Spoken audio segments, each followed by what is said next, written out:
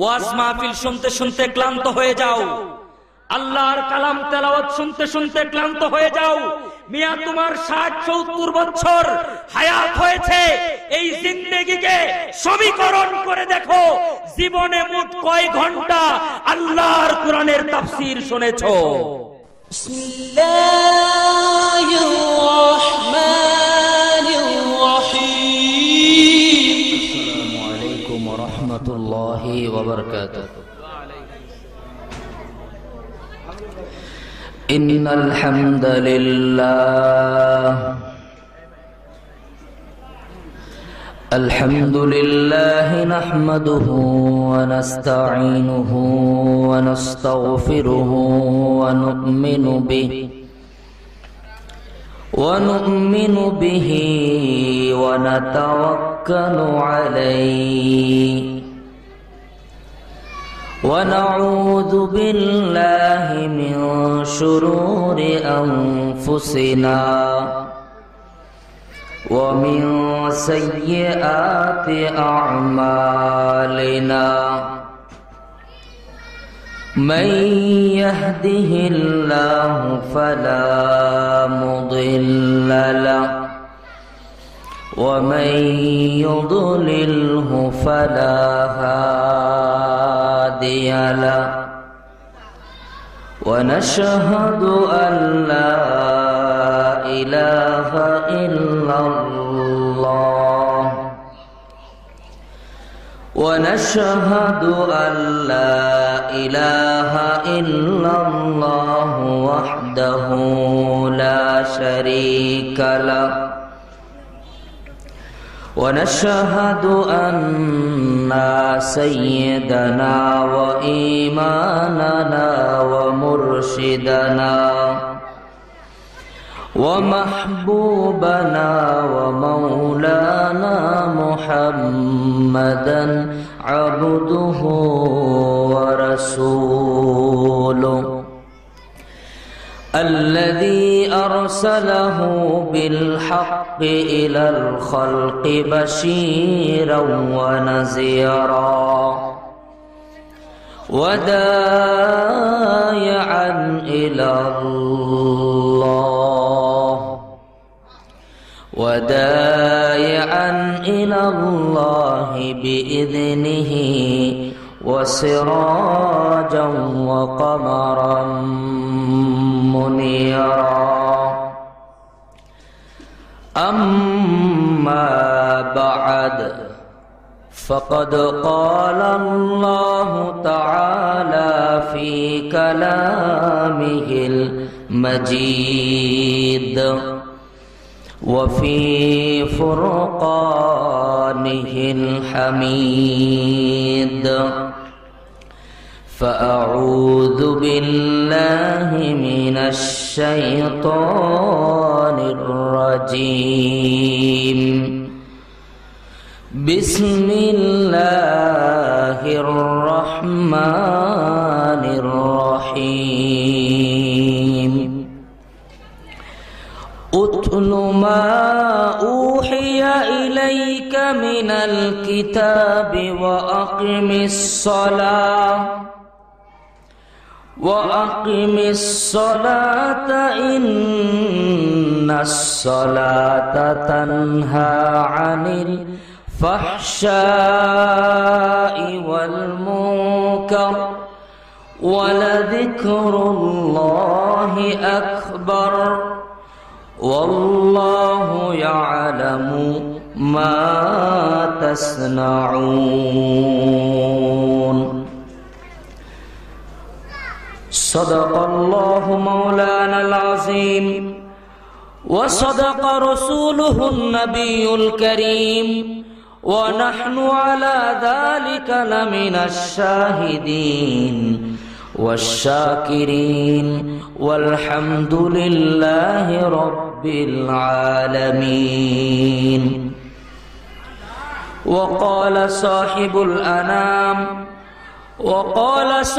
الأنام عليه الصلاة والسلام مثل الذي يذكر ربه والذي لا يذكر مثل الحي والميت أو كما قال النبي صلى الله عليه وسلم وقال تعالى في شان حبيبه وقال تعالى في شان حبيبه مخبرا وآمرا إن الله وملائكته يصلون على النبي يا أيها الذين آمنوا صلوا عليه وسلموا تسليما সকলেই মহব্বতের সাথে দরুদ ইব্রাহিমে পড়ি আল্লাহুম্মা সাল্লি আলা মুহাম্মাদ ওয়া আলা আলি মুহাম্মাদ কামা সাল্লাইতা আলা ইব্রাহিম ওয়া আলা আলি ইব্রাহিম ইন্নাকা হামিদুম মাজিদ اللهم بارك على محمد وعلى آل محمد كما باركت على إبراهيم وعلى آل إبراهيم إنك حميد مجيد मुझे कुछ मिले या न मिले मोहम्मद मिले याने वो शय जिससे अल्लाह मिले बलगल उला बिकमालिही कशफत दुजा बिजमालिही हसनत जमीउ खिसालिही सल्लु अलैहि व आलिही। अल्हम्दुलिल्लाह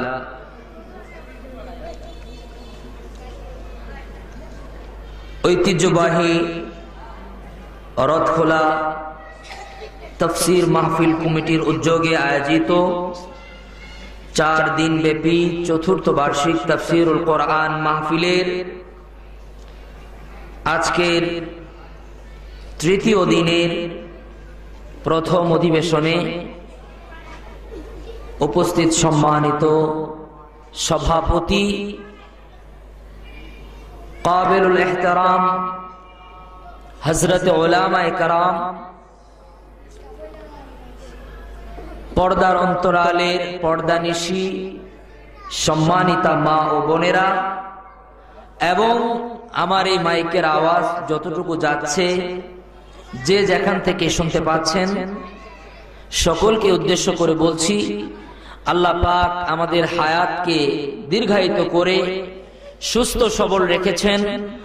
আল্লাহ রাব্বুল আলামিন আমাদেরকে ঈমানের মতো দামি দৌলত আল্লাহ পাক আমাদেরকে দান করেছেন। এই জন্যে আমাদের হৃদয়ে যতটুকু ভালোবাসা আছে, যতটুকু শ্রদ্ধা ভক্তি আছে, যতটুকু আবেগ আছে, সবটুকু উজাড় করে দিয়ে মহান মনিবের শিখে দেওয়া ভাষায় কৃতজ্ঞতা জ্ঞাপন করছি। সকলেই মোহাব্বতের সাথে পড়ি আলহামদুলিল্লাহ। সম্মানিত হাজিরিন, আমি আপনাদের সম্মুখে মহাগ্রন্থ আল কোরআনুল কারীমের সূরা আনকাবুত ৪৫ নম্বর আয়াত কারীমা তেলাওয়াত করার তৌফিক পেয়েছি। আল্লাহ রাব্বুল আলামিনের দয়া যদি শামিল হাল হয়, কোরআনুল কারীমের এই আয়াতটিকে সামনে নিয়ে নির্ধারিত একটি বিষয়ের উপর আপনাদের সামনে কিছু কথা বলার জন্য এরাদা করেছি। আপনারা দোয়া করেন আল্লাহ পাক যেন মেহেরবানি করে আমার জবান দিয়ে ইখলাস পূর্ণ কিছু খালেস দ্বীনি কথা বের করে দেয়, আমি নিজেও যেন আমল করে উপকৃত হতে পারি, আপনারাও যেন আমল করে উপকৃত হতে পারেন। সকলেই বলুন আল্লাহুম্মা আমিন। সম্মানিত হাজিরিন, আমি আজকে আপনাদের সামনে যে বিষয়টি নিয়ে কথা বলবো তা হচ্ছে জান্নাতে যাওয়ার তিনটি আমল। জান্নাতে যাওয়ার তিনটি আমল, এমন তিনটি আমল, এমন তিনটি জিনিস, এমন তিনটি বিষয় নিয়ে আপনাদের সামনে কথা বলবো যে আমলগুলি করতে পারলেই আল্লাহ রাব্বুল আলামিন দয়া করে মেহেরবানি করে ইনশাআল্লাহ আমাদেরকে জান্নাতে দিয়ে দিবেন। সুবহানাল্লাহ। আমরা তো সকলে জান্নাতে যাইতে রাজি আছি, একজনও কি এরকম পাওয়া যাবে যে জান্নাতে যেতে চায় না? পৃথিবীর মধ্যে যত মানুষ আছে সমস্ত মানুষ প্রথমত দুই প্রকার। কিছু লোক আছে যারা পরকাল এবং আল্লাহ রাব্বুল আলামিনকে বিশ্বাসী করে না, যাদেরকে আমরা সহজ ভাষায় বলি নাস্তিক। যদিও এক সময় নাস্তিক শব্দটাই আমরা চিনতাম না ছোটবেলায়, কিন্তু বর্তমানে বাংলাদেশে এই নামটা শুধু পরিচিতই নয়, যারা আল্লাহ এবং পরকালে বিশ্বাসী না তারা মিডিয়ার সামনে অনেক উঁচা গলায় কথা বলারও সাহস পায়। ঠিক কিনা বলেন? মুসলমানরা যদি এখনো সচেতন না হয়, এই গোনা কয়েকজন নাস্তিকের জ্বালায় সারা বাংলাদেশ মাঝে মধ্যে গরম করে ফেলে দেয়। ওদের সংখ্যা যদি আরো বেড়ে যায়, মুসলমানদের এই দেশে টিকাই মুশকিল হয়ে যাবে। ঠিক কিনা বলেন? তো বলতেছিলাম, মানুষ প্রথমত দুই প্রকার। কিছু লোক যারা পরকাল এবং আল্লাহকে বিশ্বাসী করে না, তাদেরকে কি বলা হয়? নাস্তিক। তাদেরকে নিয়ে আমাদের কোনো আলোচনা নাই। যারা আল্লাহ পরকালে বিশ্বাসী করে না তাদের নিয়ে আমাদের কোনো আলোচনা নাই। বাকি যারা আল্লাহ এবং পরকালে বিশ্বাসী তাদের মধ্যে আবার তিন কিসিম, তিন প্রকার। কয় প্রকার? প্রথম প্রকার তাওহীদে বিশ্বাসী, একত্ববাদে বিশ্বাসী, যারা পড়ে লা ইলাহা ইল্লাল্লাহ, আল্লাহ ছাড়া আর কোনো মাবুদ নাই, এ কথাই যারা বিশ্বাসী, অর্থাৎ আমরা মুসলমানরা। দ্বিতীয় নম্বর তৃতীয়বাদে বিশ্বাসী, খ্রিস্টানরা, যারা আল্লাহ এবং হযরতে ঈসা আলাইহিস সালাম, হযরতে মরিয়ম আলাইহিস সালামকে তিনজনকে আল্লাহ মনে করে। বলেন নাউযুবিল্লাহ। এরা হলো তৃতীয়বাদে বিশ্বাসী। আবার কিছু আছে বহুত্ববাদে বিশ্বাসী। তারা যে কতবাদে বিশ্বাসী এই সংখ্যা গণনা করাও মুশকিল। তো যাই হোক, যারা বহুত্ববাদে বিশ্বাসী, যারা তৃতীয়বাদে বিশ্বাসী, আর আমরা যারা তাওহীদে বিশ্বাসী, আমরা সকলেই জান্নাতেই যেতে চাই। আমরা সকলে, যেমন দেখেন আমাদের গাজীপুরে অনেক হিন্দু ভাইরা আছে। যখন কোনো হিন্দু ভাই মারা যায় তখন তারা এই দুনিয়াতে যতদিন বসবাস করেছে, চলতে গিয়ে অনেক গুনাহ হয়ে গেছে, অনেক ভুল হয়ে গেছে, অনেক পাপ হয়ে গেছে। এই পাপ মোচনের জন্য, ভুল ত্রুটি অন্যায় অপরাধ তাদের ঈশ্বরের কাছ থেকে ক্ষমা নেওয়ার জন্য, ভগবানের কাছ থেকে ক্ষমা নেওয়ার জন্য তারা এই মৃতদেহকে শ্মশানে নিয়ে আগুনে পুড়ে সিদ্ধ করে, এটাকে শুদ্ধ করে, নিষ্পাপ করে স্বর্গে পাঠিয়ে দিতে চায়। তার মানে তাদেরও উদ্দেশ্য কোথায় যাওয়া? জান্নাতে যাওয়া। বাংলায় বলে স্বর্গ, আমরা আরবিতে বলি জান্নাত। তো তাদেরও আশা কোথায় যাবে? স্বর্গে যাবে। তো যারা জান্নাতে যেতে চায়, স্বর্গে যেতে চায়, আল্লাহর নিয়ামত পাইতে চায়, পরকালে মুক্তি পাইতে চায়, স্পষ্ট ভাষায় আল্লাহ রাব্বুল আলামিন তার নবীর মাধ্যমে জানিয়ে দিয়েছেন লা ইলাহা ইল্লাল্লাহ মুহাম্মাদুর রাসূলুল্লাহ সাল্লাল্লাহু আলাইহি সাল্লাম।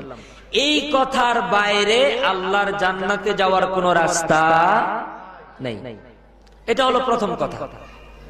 দ্বিতীয় কথা, আল্লাহ রাব্বুল আলামিন মানুষকে জান্নাতে যাওয়ার জন্য বিভিন্ন সময় বিভিন্ন ধরনের আমালের কথা বলেছেন, যে এটা করলে এটা পুরস্কার, এটা করলে এটা পুরস্কার, এটা করলে এটা পাইবা।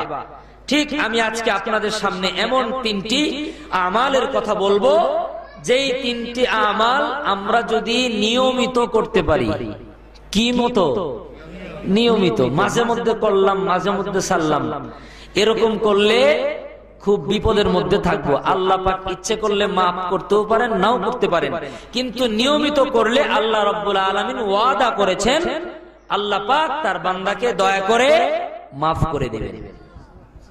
সেজন্য আমি নির্ধারিত সময়ের মধ্যেই আপনাদেরকে এই তিনটি আমালের কথা বলবো, যে যেখান থেকে শুনছেন অনুরোধ করব একটু দিলের কান দিয়ে কথাগুলি শোনার জন্য চেষ্টা করবেন ইনশাআল্লাহ। আমিও ইখলাসের সাথে বলার জন্য চেষ্টা করব। আল্লাহ পাক যদি দয়া করে, যদি আমার জবান এবং আপনাদের হৃদয় মিলে যায়, হতে পারে আজকের এই সংক্ষিপ্ত আলোচনা থেকে একজন লোকও যদি আমাল করে, আমি মনে করি আমাদের এই 4 দিন ব্যাপী তাফসীরুল কোরআন মাহফিল সফল। নাকি বলেন? অনেক মানুষ আমার কানে মাঝে মধ্যে এই আওয়াজগুলি আসে, অনেকেই বলে হুজুর এত মাহফিল কত ওয়াজ শুনতাম। এরকম কথা কি আপনারা শুনছেন? বলে কি বলে না? কি বলে? এত মাহফিল আর কত ওয়াজ শুনতাম। আরে ভাই, আপনি কত ওয়াজ শুনছেন, ক্লান্ত হয়ে গেছেন?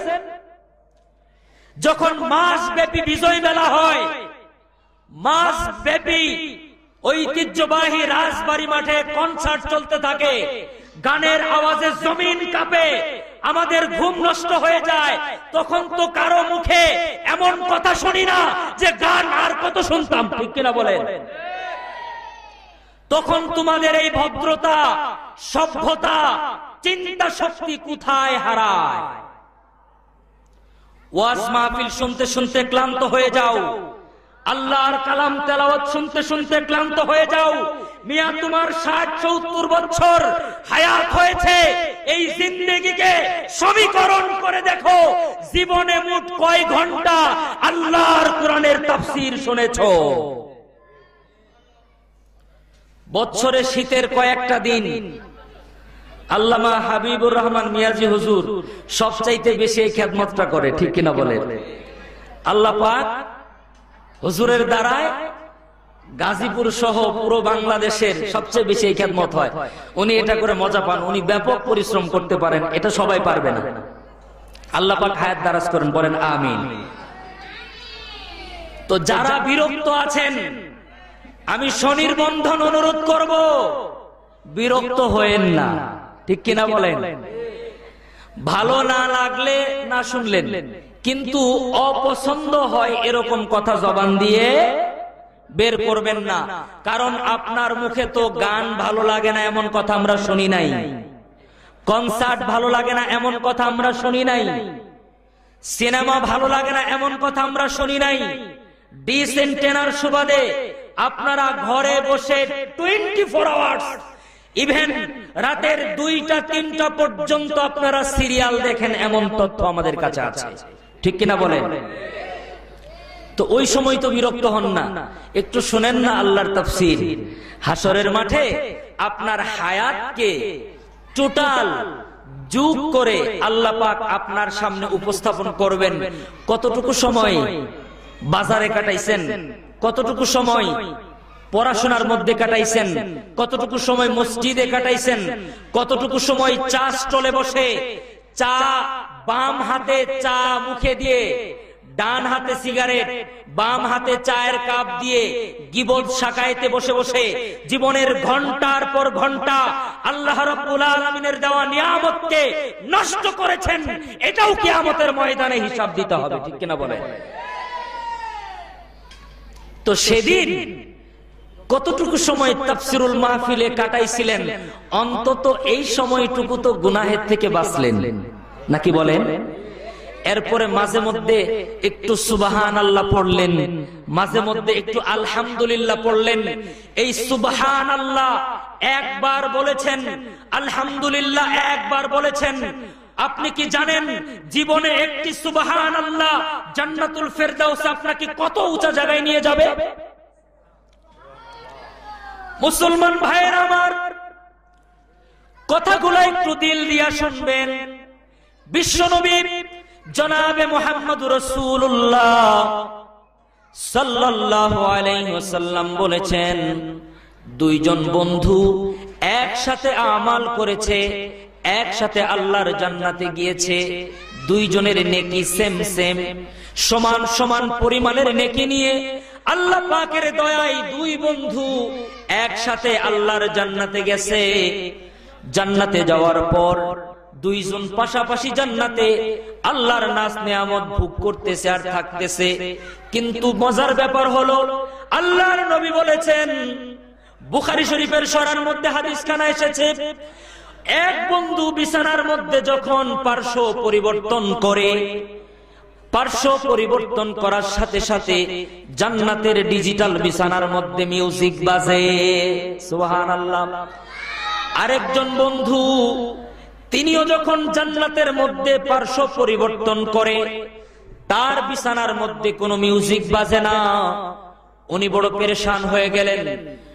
আল্লাহ পাকের পক্ষ থেকে নিযুক্ত জান্নাতের ফেরেশতাদের সরদার রেদওয়ানকে ডেকে বললেন, ভাই রেদওয়ান, রব্বে করিমকে বলো আমরা দুই বন্ধু এক পরিমাণের আমাল নিয়েই আল্লাহর জান্নাত পেয়েছি, পাশাপাশি একই মানের জান্নাত পেয়েছি, কিন্তু আমি যখন পার্শ্ব পরিবর্তন করি আমার বিছানার মধ্যে মিউজিক বাজে না। আর আমার বন্ধু ও যখন পার্শ্ব পরিবর্তন করে ওর বিছানার মধ্যে সুন্দর সুন্দর মিউজিক বাজে, আমার মনের মধ্যে বড় কষ্ট হয়। আল্লাহ পাকের সাথে কোন নাফরমানি জানি করছি, যে কারণে আল্লাহ পাক আমাকে এই নিয়ামত থেকে বঞ্চিত করেছে। আল্লাহ রাব্বুল আলামিন আল্লাহর ওই গোলামের আরজি শোনার পর ফেরেশতাদের মারফতে জানিয়ে দিলেন, ও আমার বান্দা, তুমি কোন নাফরমানি করো নাই, তোমার উপর আমি অসন্তুষ্ট হই নাই, কিন্তু তোমরা দুই বন্ধু এক পরিমাণের নেকি নিয়ে আমার জান্নাত পেয়েছো।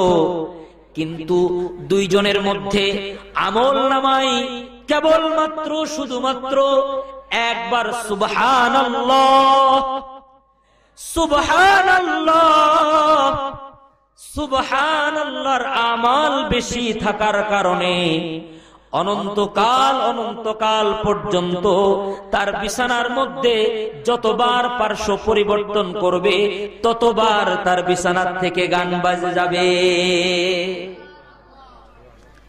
এই যে মাহফিলে বসলেন, একবার দুইবার সুবহানাল্লাহ বলছেন, ইনশাআল্লাহ আপনারা ঠকবেন না, নাকি বলেন? আমরা তো ভাই এমন এক দেশে বাস করি, নিজের দেশের বদনাম করি না, এমন এক পরিবেশে বাস করি যেই সমাজে যদি গুনাহ না করতেও চাই তবুও গুনাহ হয়ে যায়।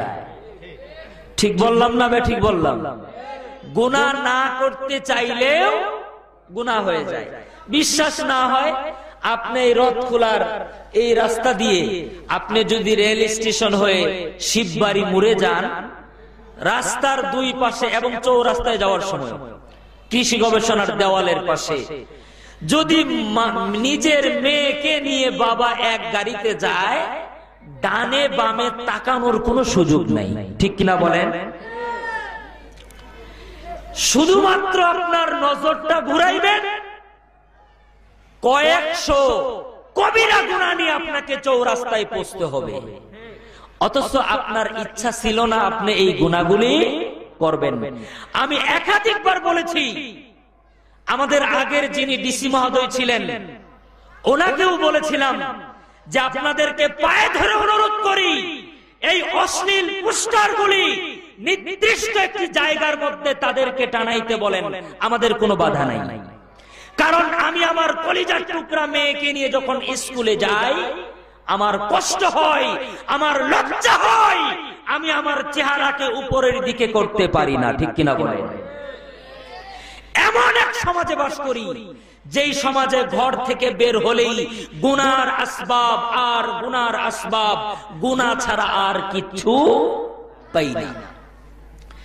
মুসলমান ভাইরা আমার, কথাগুলি দিল দিয়া শুনবেন, বড় দরদ আর ব্যথা নিয়ে বলছি। আরব দেশগুলোর মধ্যে যারা সফর করেছেন তারা দেখেছেন, ওই সমাজের মধ্যে যখন আপনি কোন রাস্তা দিয়ে সফর করতে যাবেন, পাহাড়ি অঞ্চল, উঁচা জায়গার মধ্যে যখন গাড়ি উঠবে, রাস্তার পাশে অশ্লীল কোন ছবি তো দূরের কথা, কোন মেয়ের ছবিও খুঁজে পাবেন না। রাস্তার পাশে যখন উঁচা জায়গায় উঠবেন, দেখবেন সুন্দর করে লেখা আছে আল্লাহু আকবার। সকলে বলুন আল্লাহু আকবার। উঁচা জায়গায় যখন উঠবেন, দেখবেন রাস্তায় সাইনবোর্ড লাগানো, স্টিকার লাগানো আছে আল্লাহু আকবার। যখন আপনার গাড়ি একটু নিচু অঞ্চলের দিকে যাবে, নিচুর দিকে যখন নামবে, সেখানে দেখবেন লেখা আছে সুবহানাল্লাহ। যখন মরুভূমি অঞ্চলে আপনার গাড়ি চলবে, সমান জায়গায় যখন চলবে, রাস্তার পাশে দেখবেন সুন্দর করে সাইনবোর্ড লাগিয়ে দিয়েছে, পড়ো লা ইলাহা ইল্লাল্লাহ। আবার জায়গায় জায়গায় দেখবেন লেখা আছে সাল্লি আলান নবী সাল্লাল্লাহু আলাইহি ওয়াসাল্লাম। এভাবে আপনি যখন 500 কিলোমিটার, 1000, 2000 কিলোমিটার রান করবেন, সফর করবেন, ও মুসলমান, আপনার ইচ্ছা না থাকলেও আপনার আমলনামায় কয়েকশো জিকিরের নেকি লেখা হবে। বড় দুঃখের বিষয়, এমন এক সমাজে জন্ম নিয়েছি যেই সমাজে 90% বেশি মুসলমান থাকার পরেও গাড়ির মধ্যে উঠলে গান বাজে, বেপরদা নারী পাশে বসে যায়, রাস্তার ডান বামে তাকানো যায় না, নিচের দিকে নজর দিয়ে যদি হাঁটতে যাই, কারো সাথে ধাক্কা লেগে নাক ফেটে যেতে পারে। বলবে, তুমি মিয়া মোল্লা হইছো, হুজুর হইছো, তুমি কি ডান বাম চোখে দেখো না? ঠিক কিনা বলেন? এই জন্য আমার ভাইয়েরা, এই যে তাফসীরুল কোরআন মাহফিলগুলি হয়, যতটুকু সময় এই জায়গায় কোরআন তেলাওয়াতের আওয়াজ যত দূর পর্যন্ত যাবে, তত দূর পর্যন্ত রহমতের ফেরেশতা জমে থাকবে। বলেন সুবহানাল্লাহ। আল্লাহর নবীর হাদিস থেকে দলিল দিচ্ছি। আল্লাহর নবীর একজন সাহাবী মসজিদে নববীতে এসে বললেন, ইয়া রাসূলুল্লাহ, ইয়া হাবিবাল্লাহ, ওগো নবীজি, গত রাত্রিতে আমার বাড়িতে একটি ঘটনা ঘটেছে। আল্লাহর নবী বললেন, কি ঘটনা বলো দেখি। আল্লাহর নবীর ওই সাহাবী বললেন, ইয়া রাসূলুল্লাহ, আমার ঘরটি বড় ছোট্ট একটা ঘর, ছোট্ট ঘরের মধ্যেই আমি আমার সন্তানদেরকে নিয়ে আমি ওই ঘরের মধ্যে বসবাস করি। আমার একটি ঘোড়াও আছে, ঘোড়াটা রাখার মতো আমার জায়গা নাই, ঘর নাই। ঘরের এক পাশে আমি নিজে থাকি, সন্তান আদিকে নিয়ে থাকি, ঘরের মধ্যে আরেক পাশে আমি আমার ঘোড়াটা রাখি। ওগো আল্লাহর নবী, গত রাত্রিতে যখন আমি তাহাজ্জুদের নামাজ পড়ার জন্য জাগ্রত হলাম, ওযু করলাম, তাহাজ্জুদের নামাজ আদায় করলাম, আল্লাহ পাকের কুদরতি পায়ে সিজদা করে আল্লাহ পাকের কাছ থেকে ক্ষমা ভিক্ষা চাওয়ার পরে যখন বুঝতে পারলাম ফজরের নামাজের অনেক সময় বাকি আছে, ওগো আল্লাহর নবী, আমি ঘরের মধ্যে বসে বসে আল্লাহর কালাম তেলাওয়াত শুরু করে দিলাম। ওগো আল্লাহর নবী, বড় আশ্চর্যের বিষয় হলো, আমি আল্লাহর কালাম তেলাওয়াত করতে করতে মাঝে মধ্যে যখন দিলের মধ্যে যখন হালত এসে যেত, আমার দিলের মধ্যে যখন আমি আনন্দ অনুভব করতাম, তখন মাঝে মধ্যে আওয়াজ আমার উঁচা হয়ে যেত, আমার তেলাওয়াতের কণ্ঠস্বর যখন উঁচা হয়ে যেত, তখন খেয়াল করে দেখলাম আমার বিছানার পাশে যে ঘোড়াটি বাঁধা আছে, ওই ঘোড়াটি ঘরের মধ্যে লাফালাফি শুরু করে দেয়।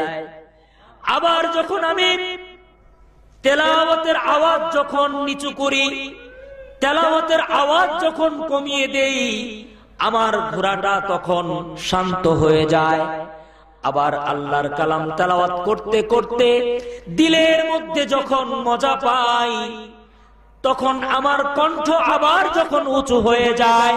ওগো আল্লাহর নবী, যখন আমার কণ্ঠ উঁচু হয়ে যায়, তখন খেয়াল করে দেখলাম আমার ঘোড়াটা আবার লাফালাফি আরম্ভ করে দেয়।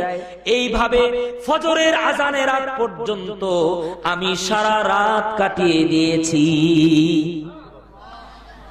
আল্লাহর নবী সাল্লাল্লাহু আলাইহি ওয়াসাল্লাম সকল সাহাবীদেরকে সম্বোধন করে বললেন, ও আমার সাহাবীরা, গতকাল অমুকের বাসায় যেই ঘটনা ঘটেছিল, কি জন্য ঘটেছিল তোমরা জানো নাকি?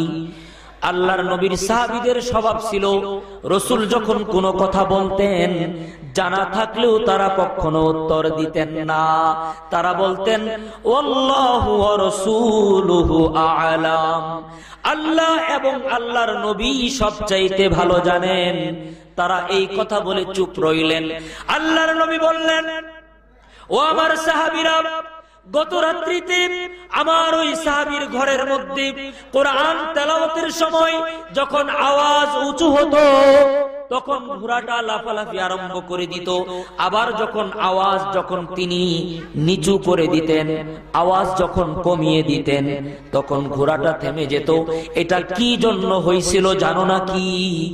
আল্লাহর নবী উত্তর দিয়ে বললেন, ও আমার সাহাবীরা, যদি কোথাও আল্লাহর কালামের তেলাওয়াত হয়, আল্লাহর কোরআন তেলাওয়াত হয়, সেই জায়গার মধ্যে আশপাশে যদি কোনো ফেরেশতা আল্লাহ পাকের পক্ষ থেকে দায়িত্বরত অবস্থায় থাকে, আল্লাহ রাসূল নিজের পাক জবান থেকে বলেছেন, আল্লাহর নবী বলেন, ফেরেশতারা আল্লাহর কালামের তেলাওয়াত শোনার জন্য পাগল হয়ে যায়।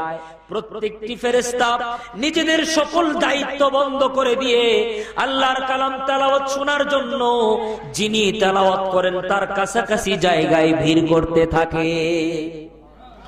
আল্লাহ রাসূল বললেন, ও আমার সাহাবী, তুমি যখন কালামে পাক তেলাওয়াত করার সময় আওয়াজ যখন উঁচু করতেছিলাম, তখন ফেরেশতারা ঘরের মধ্যে ভিড় করতেছিল।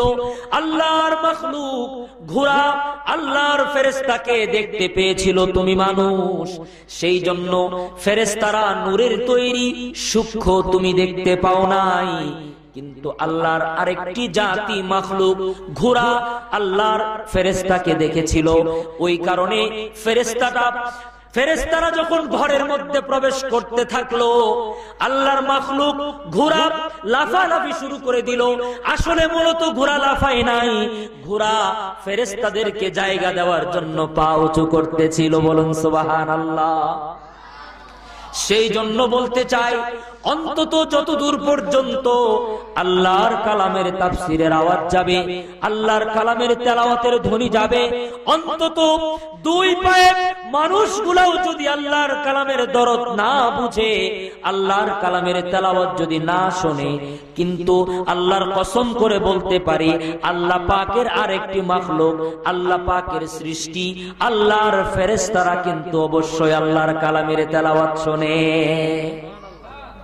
আমার ভাইরা, খুব সংক্ষেপে আপনাদের সামনে সূরা আনকাবুতের ৪৫ নম্বর আয়াত আপনাদের সামনে তেলাওয়াত করেছি।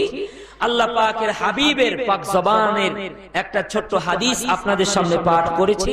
এটার অনুবাদ এবং সংক্ষিপ্ত ব্যাখ্যা করেই আমার আলোচনাকে ইতি টানবো ইনশাআল্লাহ। আমি প্রথমেই বলেছিলাম আমার আজকের বিষয়বস্তু হলো জান্নাতে যাওয়ার কয়টি আমাল। আপনারা এখানে যারা যারা উপস্থিত হয়েছেন, আপনারা সকলেই এই তিনটি আমাল করার জন্য রাজি আছেন তো ইনশাআল্লাহ? আল্লাহ পাক আমাদের কবুল করেন, বলুন আমিন। আল্লাহ রাব্বুল আলামিন বলেন, বিসমিল্লাহির রহমানির রহিম, উতলু মা উহিয়া ইলাইকা মিনাল কিতাব, উতলু মা উহিয়া ইলাইকা মিনাল কিতাব। আল্লাহ পাক এই আয়াতে কারিমার মধ্যে সূরা আনকাবুত ৪৫ নম্বর আয়াতের মধ্যে আল্লাহ পাক তিনটি আমালের কথা বললেন। এক নম্বর আমাল হলো উতলু মা উহিয়া ইলাইকা মিনাল কিতাব। ও নবী, উতলু মা উহিয়া ইলাইকা মিনাল কিতাব, আমি কিতাব থেকে যেই অংশগুলি, যেই জিনিসগুলি আপনার উপর নাজিল করলাম, যে আয়াতগুলি নাজিল করলাম, উতলু, আপনি সেই আয়াতগুলি তেলাওয়াত করবেন। উতলু মা উহিয়া ইলাইকা মিনাল কিতাব। আল্লাহ পাক জান্নাতে যাওয়ার প্রথম আমাল বললেন, যদি কেউ জান্নাতে যেতে চাও তাহলে বেশি বেশি করে আল্লাহর কালামের তেলাওয়াত করো। আল্লাহর কালাম তেলাওয়াত করলে কি লাভ হবে? আল্লাহর কালাম তেলাওয়াত করলে হাজার হাজার ফায়দা আছে। এর মধ্যে বড় বড় তিনটি ফায়দার কথা আপনাদের শোনাই। এক নাম্বার ফায়দা হলো, সকালবেলা যদি কেউ আল্লাহ পাকের কালাম তেলাওয়াত করে, সারা রাত যত সগীরা গুনাহ হইছে, সকালবেলা আল্লাহ পাকের কালাম তেলাওয়াত করার কারণে আল্লাহ পাক সারা রাতের সগীরা গুনাহ মাফ করে দিবেন। আবার যদি সন্ধ্যাবেলায়, রাত্রবেলায় ঘুমানোর পূর্বে কেউ আল্লাহ পাকের কালামের কিছু অংশ তেলাওয়াত করে, আল্লাহর নবী বলেছেন, সারা দিন তোমার যত সগীরা গুনাহ হইছে, ও আল্লাহর গোলাম, সন্ধ্যা বেলায় আল্লাহর কালাম তেলাওয়াত করার কারণে সারা দিনের সগীরা গুনাহ আল্লাহ পাক মাফ করে দিবেন। দুই নাম্বার ফায়দা, আল্লাহর নবী বলেছেন, ক্বালান নাবিয়্যু সাল্লাল্লাহু আলাইহি ওয়াসাল্লাম, মান ক্বারাআ হারফাম মিন কিতাবিল্লাহি তাআলা ফালাহু হাসানাতুন বিহি ওয়াল হাসানাতু বিআশরি আমসালিহা, লা আকুলু আলিফ লাম মিম হারফ ওয়ালাকিন আলিফুন হারফুন ওয়া লামুন হারফুন ওয়া মিমুন হারফ। আল্লাহর নবী বলেছেন, যে ব্যক্তি আল্লাহ পাকের কালাম থেকে কিছু অংশ তেলাওয়াত করলো, আল্লাহ পাক সাথে সাথে ওই বান্দার আমলনামায় প্রতিটা হরফের বিনিময়ে 10টা করে নেকি দিয়ে দিবেন। লা আকুলু আলিফ লাম মিম হারফ। আল্লাহ রাসূল স্পষ্ট করে দিলেন, ব্যাখ্যা করে দিয়ে বললেন, আমি বলি না আলিফ লাম মিম এখানে একটি হরফ, বরং আমি রাসূল বললাম, বাল আলিফুন হারফুন ওয়া লামুন হারফুন ওয়া মিমুন হারফ। বরং আলিফ একটা হরফ, লাম একটা হরফ, মিম একটা হরফ। তার মানে হলো, কেউ যদি আলিফ লাম মিম এটা পড়ে, সাথে সাথে তার আমলনামায় কমপক্ষে 30টা নেকি লিখে দেওয়া হয়। দুই নাম্বার ফায়দা। তিন নাম্বার ফায়দা হলো, যে যত বেশি আল্লাহ পাকের কালাম তেলাওয়াত করবে, আল্লাহ রাব্বুল আলামিনের সাথে সে ততই বেশি কথা বলল। আল্লাহ পাকের সাথে যে যত বেশি কথা বলবে, আল্লাহ পাকের সাথে মহাব্বত আর ভালোবাসা তার ততই বেড়ে যাবে। এজন্য আল্লাহ পাক জান্নাতে যাওয়ার প্রথম আমাল কি বললেন? কোরআনে কারীম তেলাওয়াত করা। আল্লাহ রাব্বুল আলামিন বললেন সূরা আনকাবুত ৪৫ নম্বর আয়াতের মধ্যে আল্লাহ রাব্বুল আলামিন বলেন, উতলু মা উহিয়া ইলাইকা মিনাল কিতাব। এক নম্বর আমল, ও মুসলমান, যদি জান্নাতে যেতে চাও আল্লাহর কালাম তেলাওয়াত শিখো, আল্লাহর কোরআন তেলাওয়াত করো। দুনিয়ার মধ্যে চাষ তুলে বসে বসে ঘন্টার পর ঘন্টা সময় যে ব্যয় করেছো কি হিসাব দিবা? সেই জন্য মৃত্যুর আগে হলেও আল্লাহর কালামের তেলাওয়াত শিখে কবরে যাও। আল্লাহর কালাম কেন তেলাওয়াত করবেন?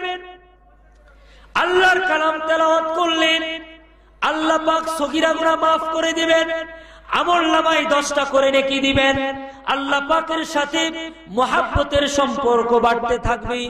এই দুনিয়ার মধ্যে যত বড় বড় তেলাওয়াতকারী গেছে তাদের মধ্যে একজন বড় কারি ছিলেন শাইখুল কুররা ফিল ইসলাম, যার নাম হলো কারি শেখ আসিম রাহিমাহুল্লাহ তাআলা। বিশ্বনন্দিত সকল কারীদের মধ্যে অন্যতম একজন কারীর নাম হলো কারি আসিম রাহিমাহুল্লাহ তাআলা। তার একটা কারামত ছিল, তার মুখ থেকে খুব সুন্দর সুগন্ধি আসতো। আমরা সুগন্ধি ব্যবহার করলে সুগন্ধি আসে, একদিন মেসওয়াক না করলে আমাদের মুখ থেকে দুর্গন্ধ আসে। কিন্তু আল্লাহর ওলি, আল্লাহর কালামের তেলাওয়াতকারী শাইখুল কুররা ফিল ইসলাম শেখ আসিম রাহিমাহুল্লাহ তাআলা, তার মুখ থেকে খুব সুন্দর সুঘ্রাণ বের হতো। তিনি ছাত্রদেরকে ইলমে কিরাতের ক্লাস দিতেন, তিনি কিরাত শিক্ষা দিতেন। একদিন তার এক ছাত্র তার উস্তাদের হাত ধরে বললেন, শাইখ, আপনার কাছে জানতে চাই আল্লাহ পাক আপনাকে কি এমন নিয়ামত দিয়েছে? আমরা এত দামি দামি আতর ব্যবহার করি, এরপরেও এত সুন্দর সুঘ্রাণ পাই না, কিন্তু আপনার মুখ থেকে কেমন যেন সুন্দর খুশবু বের হয়। নির্জনে খাস কামরার মধ্যে শাইখুল কুররা ফিল ইসলাম কারি আসিম রাহিমাহুল্লাহ তাআলার একজন শাগরিদ বড় শক্ত করে ধরে বলছেন, উস্তাদ, আপনাকে বলতেই হবে কি কারণে আপনার মুখ থেকে এত সুন্দর সুগন্ধি বের হয়।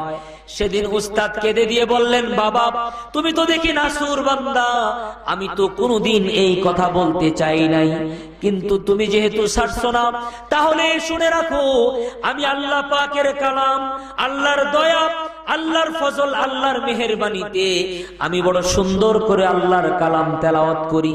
আল্লাহ পাকের কালাম তেলাওয়াত করে এত বেশি মজা আমি আসিম এই জমিনের মধ্যে পাই, আর কোন জিনিসের মধ্যে এত বেশি মজা আমি পাই না।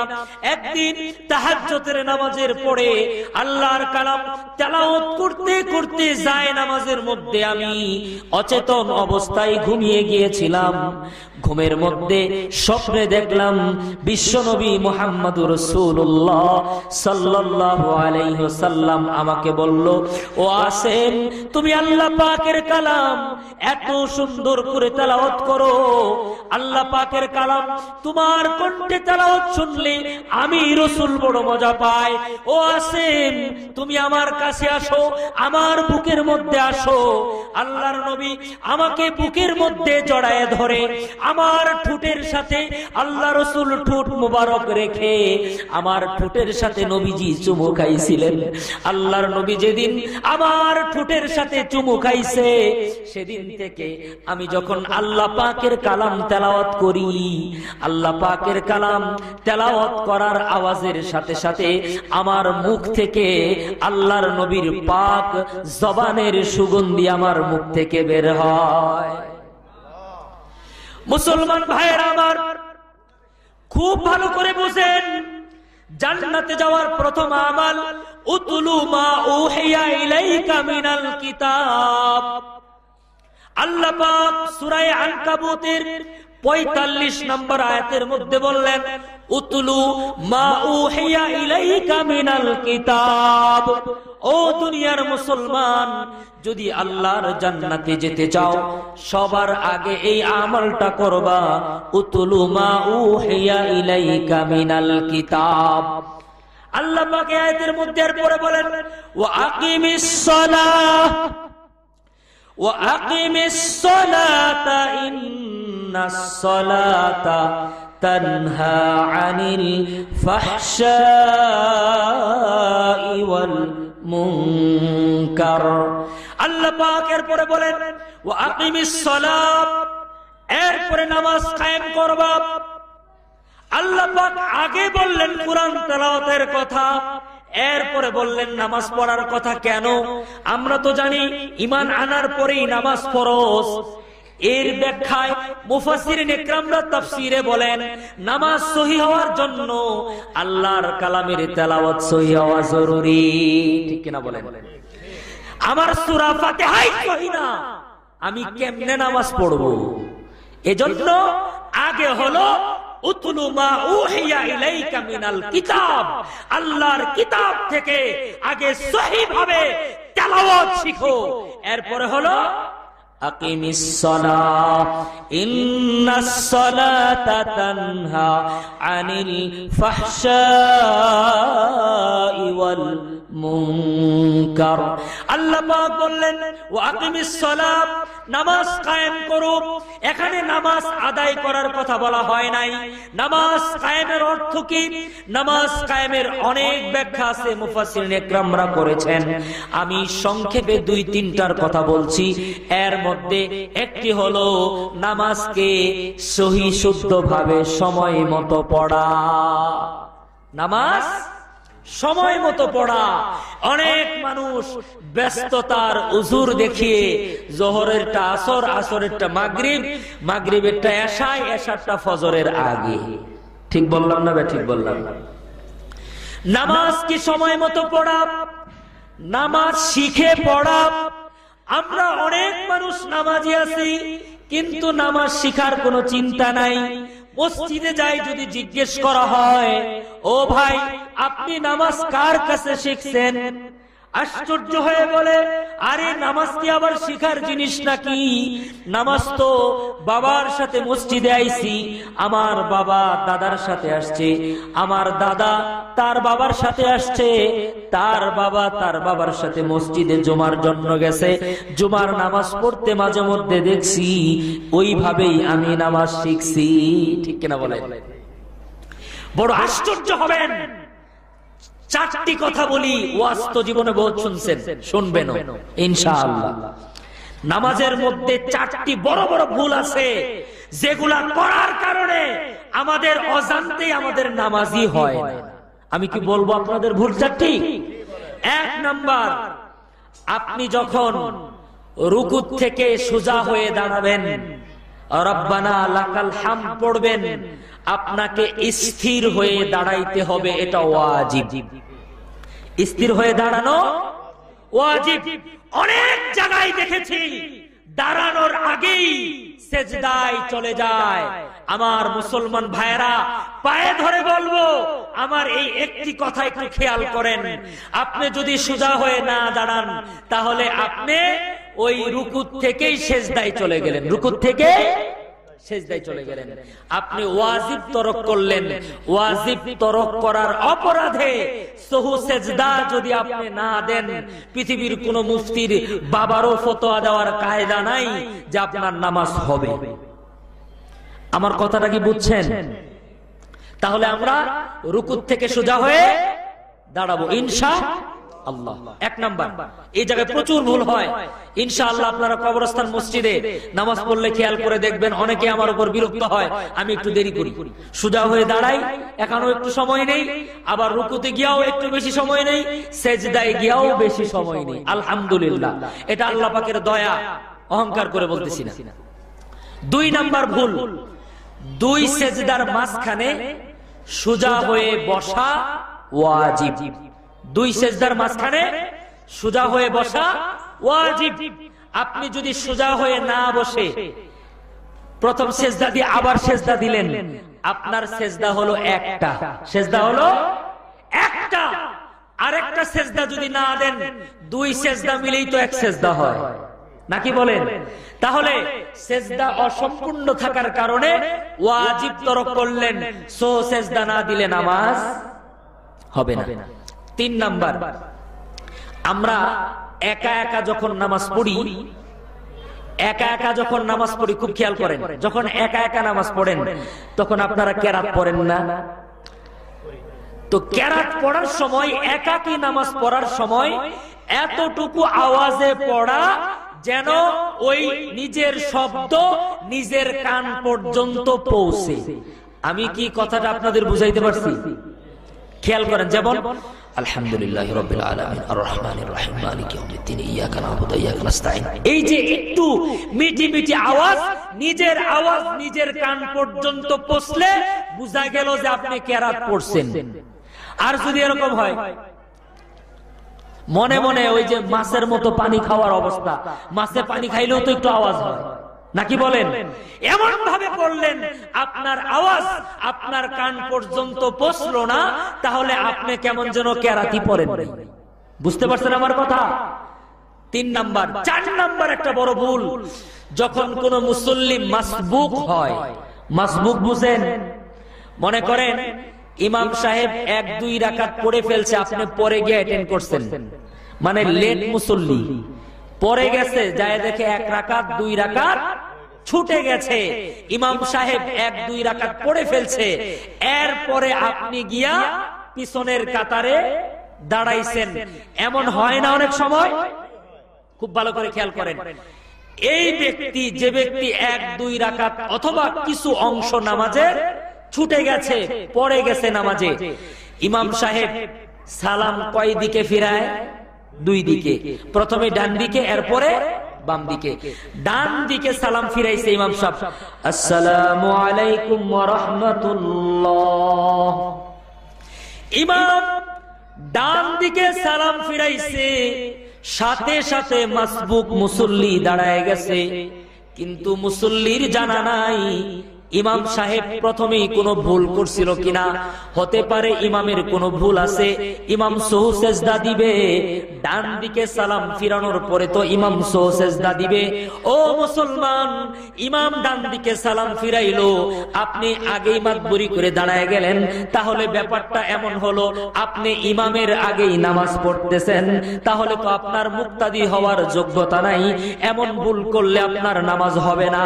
এই জন্য যখন আপনি মাসবুক হবেন, 1-2 রাকাত অথবা নামাজের কিছু অংশ ছুটে যাবে, যদি পিছনে যান, বাবা তাড়াহুড়া করার কিছু নাই, আপনি তো আল্লাহ পাকের সামনে দাঁড়াইছেন, তাড়াহুড়ার কিছু নাই। ইমাম যখন 2 দিকে সালাম ফিরাইবে, এরপরে স্থির হয়ে আপনি দাঁড়িয়ে ছুটে যাওয়া রাকাতগুলি আপনি আদায় করে নেবেন।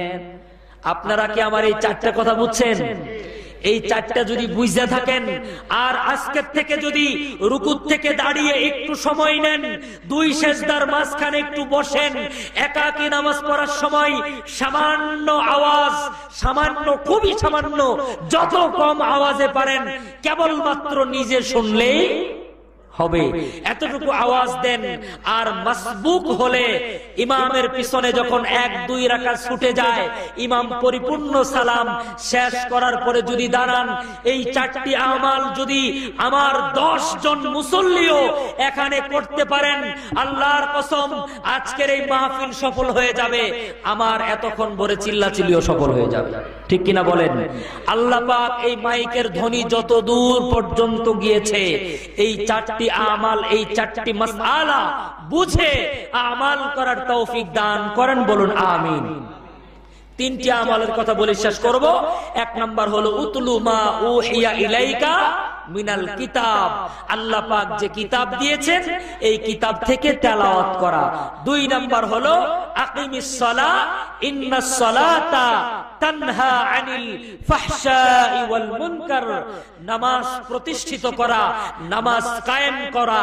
কায়েম করার একটা ব্যাখ্যা হলো নামাজ সময় মতো পড়া, নামাজ শিখে নামাজ পড়া, নিজে পড়া, অন্যকে নামাজের জন্য দাওয়াত দেওয়া, এটাই তাবলীগ। এটাই কি তাবলীগের ভাইয়েরা তো এটাই করে, দেখেন না? নিজের খেয়ে, নিজের জান, নিজের মাল আপনার গিয়া পায়ে ধরতেছে, হাতে ধরতেছে, আপনি যে কত ধমক দিচ্ছেন, কত মাইন্ড করতেছেন, এই বেটা কি এটা বুঝে না? খুব ভালো বুঝে, উনি বুঝে আপনি তাকে ধিক্কার দিচ্ছেন, আপনি তাকে হেয় করছেন, এরপরেও আল্লাহর দিন আল্লাহর জমিনে কায়েম করার জন্য, নামাজকে কায়েম করার জন্য আপনার পায়ে ধরতেছে। ঠিক কিনা বলেন? এটা হলো নামাজ কায়েম করা। আল্লাহ পাক এটাই বলেছেন, ওয়াকিমিস সালাহ ওয়াকিমিস সালাহ ইন্নাস সালাতা তানহা আনিল ফাহশাই ওয়াল মুনকার। আল্লাহ পাক বললেন দ্বিতীয় নম্বর আমাল, তোমরা নামাজ কায়েম করো। নামাজ কায়েম করলে কি হবে? নামাজ কায়েম করলে এই নামাজ তোমাকে সকল অশ্লীল, সকল মন্দ কাজ থেকে ফিরাইয়ে দিবে। শুধু নামাজ পড়লে হবে না, নামাজ কায়েম করতে হবে। যদি কেউ নামাজ কায়েম করা শিখে, আল্লাহর কসম করে বলতে পারি, নামাজের কায়েমকারী হইতে পারলে ওই লোকটাকে নামাজ সমস্ত গুনাহ থেকে বাঁচায় দিবে। নামাজ পড়নেওয়ালা বহুত, কিন্তু নামাজ কায়েমকারী কম। 3 নম্বর আমাল আল্লাহ পাক বললেন, ওয়ালা যিকরুল্লাহি আকবার। আল্লাহ পাকের জিকির সবার বড়। সুবহানাল্লাহ। জিকিরের অনেক ব্যাখ্যা, অনেক বিশ্লেষণ আছে, ইনশাআল্লাহ অন্যান্য মুফাসসিরিনরা করবেন। আমি সংক্ষিপ্ত, আমি ছোট মানুষ, ছোট্ট একটা ব্যাখ্যা করি। জিকিরের একটা হলো সুবহানাল্লাহ পড়া, আলহামদুলিল্লাহ পড়া, লা ইলাহা ইল্লাল্লাহ পড়া, আল্লাহু আকবার পড়া, আল্লাহ আল্লাহ জিকির করা, আল্লাহ আল্লাহ জিকির করা। সুবহানাল্লাহর জিকির আপনাকে আল্লাহর জান্নাত পর্যন্ত পৌঁছে দিতে পারে। ছোট্ট একটা কথা বলে শেষ করছি। শাইখুল ইসলাম কারি তৈয়ব সাহেব রাহমাতুল্লাহি আলাইহি তিনি লিখেছেন, সূরা ইউসুফের তাফসীর করতে গিয়ে তিনি বলেন যে যারা বেশি বেশি সুবহানাল্লাহ পড়বে, আল্লাহ পাক শুধুমাত্র সুবহানাল্লাহর আমল থাকার কারণে তাকে জান্নাত দিয়ে দিবে। সুবহানাল্লাহ। উনি প্রমাণ দিয়েছেন যে ইউসুফ আলাইহিস সালাম, ওনার ঘটনা তো আমরা সবাই শুনছেন, ঠিক না? ইউসুফ আলাইহিস সালাম দুর্ভিক্ষের সময় তিনি যখন খাদ্য মন্ত্রী, তিনি তার দেশের সকল জনগণকে একটা করে কার্ড দিয়েছিলেন, 1 মাসের খাবার একসাথে দিবে। তো লাইন ধরে তিনি খাদ্য দেয়। একটু খেয়াল করেন, শেষ করে দিচ্ছি। লাইন ধরে খাদ্য দেয়, সবাইকে 1 মাসের খাবার একসাথে দেওয়া হয়। তো এর মধ্যে একজন যুবক লাইনের মাঝামাঝি জায়গায়, তিনি বলতেছেন যে ভাই আমাকে ডাবল দিতে হবে। তো বলতেছে না, আমাদের মন্ত্রী তো খুব কড়া, বাংলাদেশের মতো তো না। বাংলাদেশের এক মন্ত্রী খুব খুব খুশির কথা, উনি নিজেই বলছে আমিও চোর, সবাই চোর। এটা আমার কথা না, মন্ত্রী নিজে বলছে, কয় আমিও চোর, সবাই চোর। কি সুন্দর কথা। এরকম মন্ত্রী ছিল না হযরতে ইউসুফ আলাইহিস সালাম। বললেন যে না, উনি তো খুব কড়া, দিবে না। বলতেছে না, আমাকে ডাবল দিতে হবে। কেন? বলতেছে আমি তার সামনেই গিয়া বলবো। তাকে ডাকা হলো খাস কামরায়। ইউসুফ আলাইহিস সালাম বললেন যে বাবা, তুমি যুবক মানুষ, তুমি কেন ডাবল চাও? তখন তিনি বললেন যে আল্লাহর পয়গম্বর ইউসুফ আলাইহিস সালাম, আমি 2টা পাওয়ার যোগ্যতা রাখি। কারণ আল্লাহর জমিনের নিচে, আসমানের নিচে, জমিনের উপরে যেদিন আপনাকে জিনার তুহমত দেওয়া হয়েছিল, আপনাকে সাক্ষী দেওয়ার মতো কেউ ছিল না। আমি সেদিন জুলাইখার ঘরে ছোট্ট বাচ্চা ছিলাম, আল্লাহ পাক আমাকে তৌফিক দিয়েছিলেন। আমি সেদিন আপনার পবিত্রতা বর্ণনা করেছিলাম। ওই কারণে 1টা কাঠ, আর এই দেশের জনগণ হওয়ার কারণে আরেকটা কাঠ আমি ডাবল পাই। আমার ভাইয়েরা, ইউসুফ নবী কেঁদে দিয়ে বললেন, পুলিশকে বললেন যাও যাও এই যুবককে ডাবল দিবা, আর সবাইকে একটা একটা করে দিবা। কারি তৈয়ব সাহেব রহমতুল্লাহ আলাইহি বলেন, দুনিয়াতে কোন মানুষের পবিত্রতা বর্ণনা করার কারণে যদি ডাবল রেশন কার্ড পাওয়া যায়, আল্লাহর কসম করে বলতে পারি কিয়ামতের ময়দানে দুনিয়াতে কেউ যদি আল্লাহর পবিত্রতা বর্ণনা করতে পারে, আল্লাহর পবিত্রতা সুবহানাল্লাহ সুবহানাল্লাহ যদি বেশি বেশি পড়তে পারে, আল্লাহর পবিত্রতা বর্ণনা করার কারণে কিয়ামতের ময়দানে আল্লাহ পাকও তাকে পবিত্র করে জান্নাত দিয়ে দিবেন। আল্লাহ পাক আমাদেরকে এই তিনটা জিনিসের উপর আমল করার তৌফিক দান করেন। একটি হলো কোরআন তেলাওয়াত করা, আরেকটি হলো নামাজ কায়েম করা, আরেকটি হলো বেশি বেশি করে জিকির করা। আল্লাহ পাক আগে আমাকে, এরপর আপনাদের সকলকে আমল করার তৌফিক দান করেন। আমিন। ওয়া আখির দাওয়ানা আনিল হামদুলিল্লাহি রাব্বিল আলামিন। আসসালামু আলাইকুম ওয়া রাহমাতুল্লাহি ওয়া বারাকাতুহু।